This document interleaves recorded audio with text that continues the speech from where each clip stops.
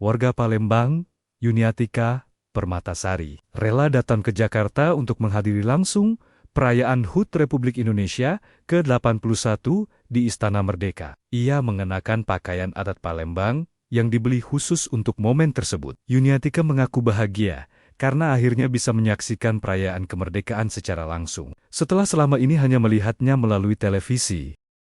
Kirap merah putih dari Monas menuju Istana Merdeka menjadi pembuka peringatan HUT Republik Indonesia ke-81. Kirap dimulai dari Cawan Monas, melewati Jalan Medan Merdeka Barat, dan berakhir di halaman Istana Merdeka.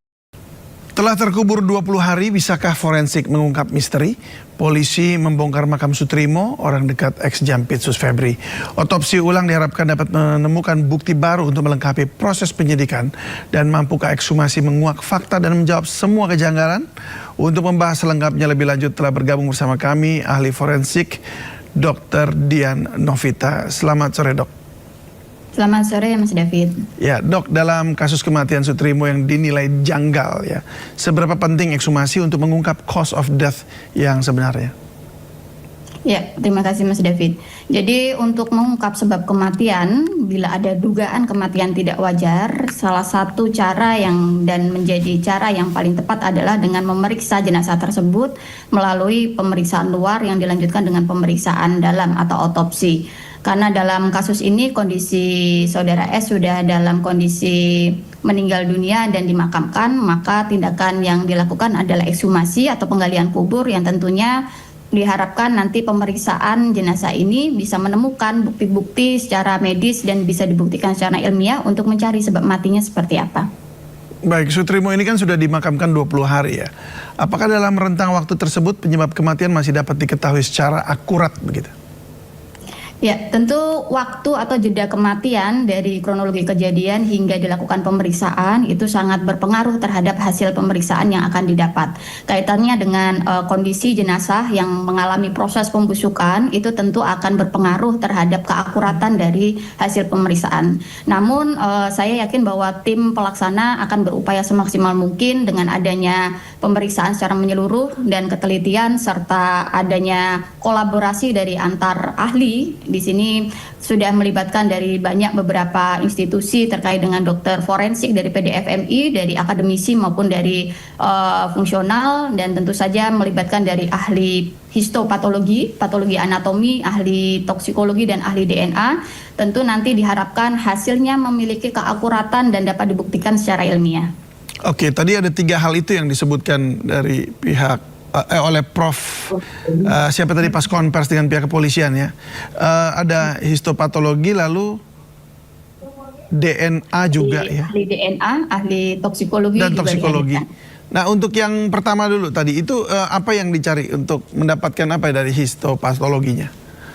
Ya, baik Mas David. Dalam pemeriksaan ekshumasi yang dilanjutkan otopsi ini tentu kita harus melihat secara menyeluruh mulai dari pemeriksaan luar itu untuk menyingkirkan kemungkinan-kemungkinan tanda kekerasan yang lain ya.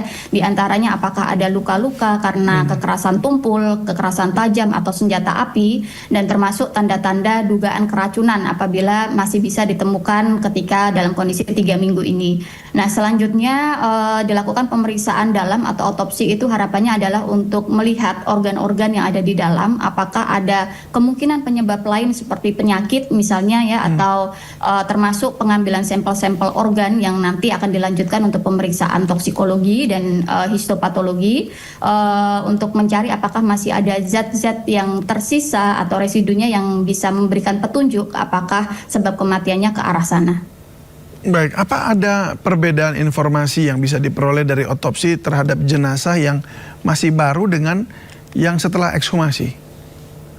Iya, perbedaan itu tentu akan berpengaruh juga terkait dengan hasil pemeriksaan. Semakin cepat untuk dilakukan pemeriksaan dari waktu kejadian yang terjadi di hari H misalnya ya, maka akan lebih akurat dan lebih memiliki penampakan luka-luka yang ada, kemudian organ-organ termasuk cairan-cairan tubuh yang mungkin masih bisa terperiksa dengan baik ya. Tentu dengan jeda waktu ini ini menjadi tantangan tersendiri untuk tim forensik untuk bisa melihat ya tanda-tanda baik dari perlukaan maupun zat-zat yang masih tersisa di organ-organ tersebut. Oke, nah ini salah satu dugaannya Sutrimo ini diracun ya, ini dugaan aja. Apakah racun masih bisa terdeteksi setelah jenazah dikuburkan selama beberapa minggu? Iya, racun itu juga bermacam-macam zat, Mas David ya. Jadi kalau ada beberapa zat yang memang masih bisa dapat ditemukan dalam hitungan hari ataupun minggu ya, tentu ini tergantung dari satu kondisi jenazahnya seperti apa dan kecepatan pembusukan dari mayat tersebut serta pH lingkungan yang berada di makam tersebut. Maka kasus-kasus serupa biasanya dokter forensik akan mengambil juga selain sampel pada organ atau sampel cairan tubuh yang masih ada, tanah di sekitar dari jenazah di dalam makam itu juga akan dilakukan pengambilan sampel. Oke, nah jika nih ya organnya sudah mengalami pembusukan, sampel apa yang masih dapat digunakan untuk pemeriksaan toksologi? Rambut kah, kuku, tulang, jaringan atau cairan tertentu? Ya, apapun jaringan, terutama yang kaitannya dengan sampel toksikologi bisa diambil ya.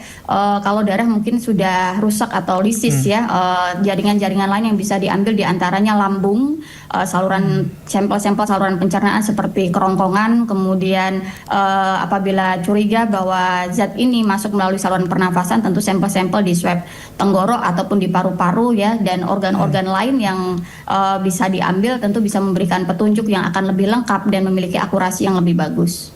Oke, jenis racun apa sih dok yang relatif mudah terdeteksi setelah kematian dan jenis apa yang justru cepat hilang atau terurai setelah kematian? Zat-zat toksikologi itu juga jenisnya banyak sekali dan tergantung juga dipengaruhi oleh jenis zatnya, kemudian cara masuk ke dalam tubuh seseorang, kemudian berapa kadar yang dikonsumsi oleh jenazah tersebut. Nah, ini menjadi tantangan tersendiri juga untuk melihat apakah masih ada sisa atau residu zat-zat tersebut di dalam tubuh. Ya itu jenis racunnya juga, contohnya apa aja ya? Yang beberapa contohnya misalnya sianida ataupun arsen ya, ataupun zat-zat narkotika yang lain itu juga bisa berpotensi juga menyebabkan gangguan pada tubuh. Oke, untuk arsenik atau sianida tadi itu relatif mudah terdeteksi setelah kematian atau justru hilang gitu, cepat terurai? Iya, tergantung banyak faktor Mas David ya. Jadi pertama tadi dari bentuk sediaannya, apakah zat tersebut berupa cairan atau dalam bentuk makanan atau dicampur dengan zat-zat lain misalnya dalam mengkonsumsi, kemudian berapa banyak yang diminum atau dimakan ya. Kemudian ada beberapa zat juga yang memiliki karakteristik gampang menguap gitu ya ketika terkena udara ataupun tercampur dengan zat lain. Baik, nah ini kan Sutrimo ditemukan dengan mulut berbusa ya. Dari perspektif forensik, apakah kondisi seperti ini merupakan petunjuk keracunan atau justru bisa karena penyebab lain? Ya, temuan adanya busa halus itu masih banyak kemungkinan Mas David ya. Artinya apakah busa halus ini berasal dari saluran pernafasan atau saluran pencernaan terlebih dahulu. Kalau di saluran pencernaan maka dapat muncul busa halus apabila terganggu saluran nafasnya, misalnya terjadi sumbatan pada jalan nafas ya.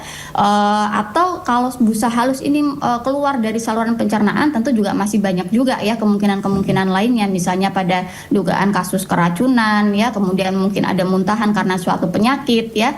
Nah, ini yang harus diteliti secara menyeluruh, kemudian melihat langsung dari organ yang ada, maka ini pentingnya untuk dilakukan autopsi terhadap jenazah. Baik, nah ini Ex-Kabareskrim Polri Susno Duhaji menilai ekshumasi jasad Sutrimo yang telah dimakamkan 21 hari lalu sebenarnya terlambat. Meski demikian langkah ini penting untuk dilakukan sebagai bagian proses penyidikan. Kita simak dulu cuplikannya. Siap. Nilai terlambat ya, ini terlambat ya, tapi tidak ada kata terlambat itu dalam penyidikan ya, lebih baik telat daripada tidak gitu kan. Karena ini sudah cukup lama waktunya. Kenapa lama? Yaitu dari tanggal 23 ya peristiwanya, 23 Juli, kemudian sekarang sudah tanggal 11 besok ekshumasinya tanggal 12. Kalau besok tanggal 12 berarti kan sudah hampir 20 hari ya. Mudah-mudahan saja hasil ekshumasinya itu masih cukup baik gitu. Artinya kondisi jenazahnya masih bisa untuk diadakan uji laboratorium ya terhadap lambung, terhadap ginjal dan sebagainya, organ-organ dalam daripada